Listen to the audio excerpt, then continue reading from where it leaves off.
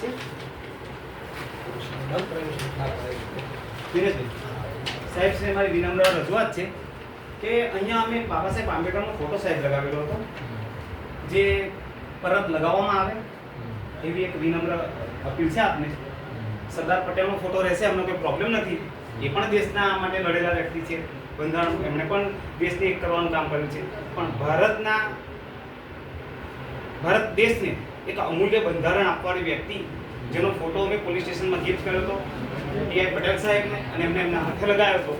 છેલ્લા ઘણા કેટલાય સમયથી બાબા સાહેબનો ફોટો હટી ગયો છે.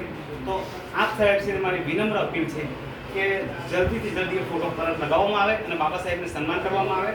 જેમ કે દેશમાં જે રીતે સંવિધાન વિરોધી કામ થઈ રહ્યા છે, ચીફ જસ્ટિસ પર ચપ્પલ ફેંકવામાં આવે છે, બાબા સાહેબ આંબેડકર વિશે અભદ્ર ટિપ્પણીઓ કરવામાં આવે છે, અને આ રીતે પોલીસ સ્ટેશન સરકારી કચેરીમાં લાગેલા ફોટા હટી જાય છે, એ ખૂબ જ દુઃખદ છે.